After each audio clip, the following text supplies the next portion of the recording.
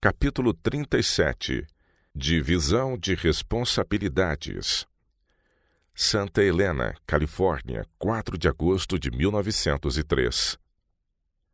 Aos líderes da obra médica. Queridos irmãos, tenho uma mensagem para vocês.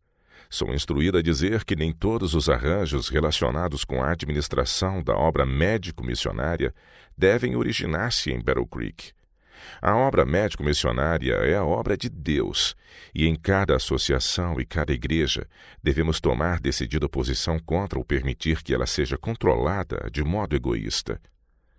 Depois que recebi notícias relacionadas com a excelente reunião de confissão e unidade que foi realizada em Battle Creek, achava-me fazendo anotações no diário e estava justamente no ponto em que ia escrever a respeito da gratidão que sentia porque tal mudança havia ocorrido. Então a minha mão foi afastada e me vieram as palavras: não escreva. Não ocorreu modificação para melhor.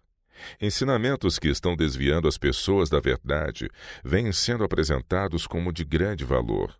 Estão sendo ensinadas doutrinas que conduzem a caminhos proibidos, doutrinas que levam os homens a agirem em harmonia com suas próprias inclinações e a operarem com base em propósitos não santificados.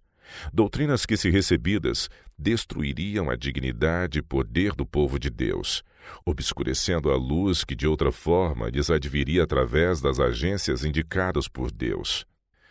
Os líderes de nossa obra médica em Battle Creek esforçaram-se por atar firmemente nossas instituições médicas de acordo com os seus planos. A despeito das muitas advertências que lhes foram dirigidas, dizendo-lhes que não fizessem isso, quiseram amarrar essas instituições de alguma forma, de modo que toda a nossa obra médica estivesse sob o seu controle. No passado, escrevi muito sobre esse assunto. Necessito agora repetir as admoestações dadas, pois aos meus irmãos parece difícil compreender sua perigosa posição. O Senhor proíbe que qualquer sanatório ou casa de banhos estabelecidos venha a ser posto sob comando único, dependente da instituição médica de Battle Creek. Os administradores do sanatório de Battle Creek estão agora com suas mãos cheias. Devem devotar suas forças à obra de fazer daquele sanatório o que ele deve ser. Um homem não deve pensar que pode constituir-se na consciência de todos os obreiros médicos. Os seres humanos devem volver-se unicamente ao Senhor Deus do céu em busca de sabedoria e orientação. No estabelecimento e desenvolvimento de instituições médicas, nossos irmãos não devem ser solicitados a trabalhar de acordo com os planos de um poder governante, régio. Uma mudança precisa ocorrer nesse sentido. O plano de atar cada instituição médica a uma organização central em Battle Creek deve ser abandonado. Deus proíbe tal plano. Durante anos fui instruída de que existe perigo, constante perigo, de que nossos irmãos olhem a seus companheiros, seres humanos, buscando a permissão para fazer isso ou aquilo, em vez de olharem para Deus.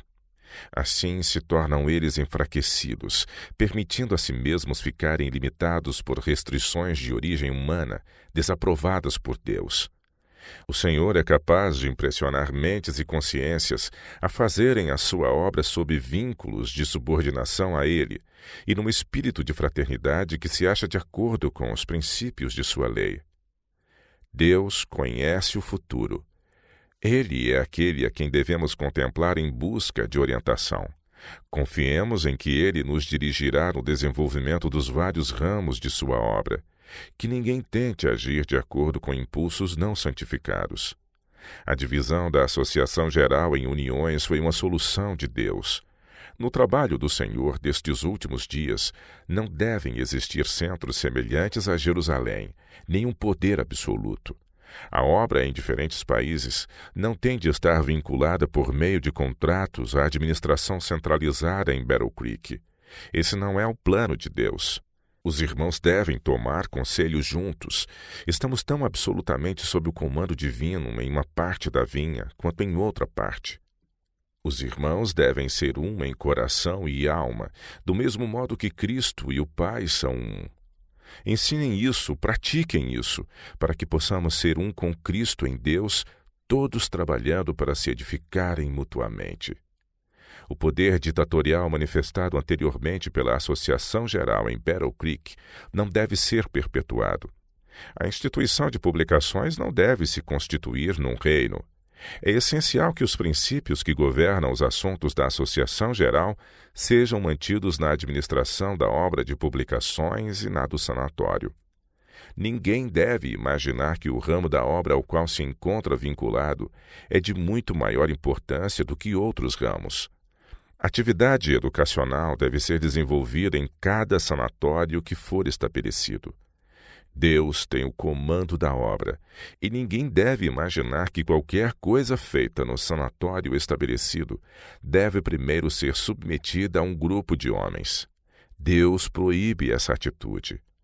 O mesmo Deus que tem instruído os médicos de Battle Creek orientará os homens e mulheres que são chamados ao serviço do Mestre nas várias partes de sua vinha.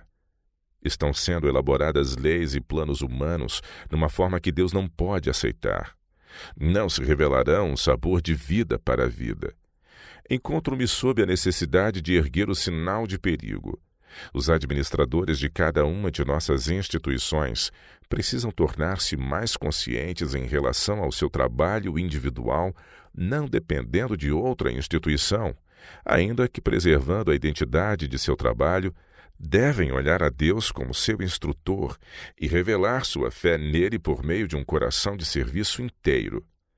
Assim desenvolverão eles seus talentos e capacidade.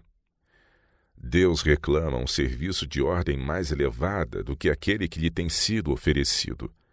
Homens em funções de responsabilidade devem, através do recebimento do poder do Santo Espírito, revelar o Redentor de modo muito mais claro do que até aqui o fizeram. O Deus infinito amou o mundo de tal maneira que deu seu Filho unigênito como sacrifício por nós, para que, recebendo-o pela fé e praticando as suas virtudes, possamos não perecer, antes receber a vida eterna. Meus irmãos, como supõem vocês que ele considera a grande falta de entusiasmo manifestada diante do registro da infinita oferta sacrificial apresentada em favor de nossa salvação? Toda ambição humana, toda jactância deve ser lançada ao pó. O eu, o pecaminoso eu, deve ser derrotado, não exaltado. Através da santidade no viver diário, devemos revelar Cristo aos que estão à nossa volta. A corrupta natureza humana precisa ser subjugada e não exaltada. Unicamente assim poderemos tornar-nos puros e incontaminados. Precisamos ser homens e mulheres humildes e fiéis. Nunca devemos assentar-nos sobre o trono do juízo. Deus requer que seus representantes sejam puros e santos, revelando a beleza da santidade. O canal precisa permanecer sempre desobstruído para que o Espírito Santo possa agir. De outra maneira, alguns terão falsa impressão da obra que precisa ser empreendida no coração natural para que chegue ao perfeito caráter cristão. Estes apresentarão suas próprias imperfeições de uma tal maneira que tornarão ineficaz a verdade de Deus, que é tão firme quanto o trono eterno.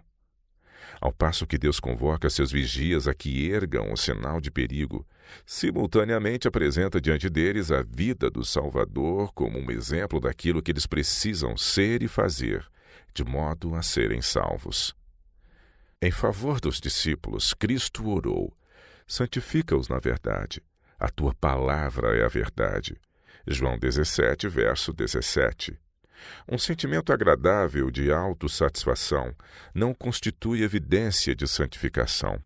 Fiel registro é mantido de todos os atos dos filhos dos homens. Coisa alguma pode ser ocultada aos olhos do alto e santo que habita a eternidade. Alguns envergonham a Cristo através de seus esquemas de engano e despiste. Deus não aprova sua conduta. O Senhor Jesus Cristo é desonrado por seu Espírito e por suas obras. Esquecem-se das palavras do apóstolo, pois somos feitos espetáculo ao mundo, aos anjos e aos homens. 1 Coríntios 4, verso 9. A instrução dada pelo Senhor concernente à sua obra indica o caminho correto. Os planos e pensamentos de Deus são tão mais elevados que os planos e pensamentos dos homens, quanto os céus são mais elevados que a terra. A voz de Deus deve ser ouvida, sua sabedoria deve guiar-nos. Delineou ele o seu plano na palavra e nos testemunhos que tem enviado a seu povo. Unicamente a obra levada avante de acordo com os princípios de sua palavra permanecerá firme para sempre.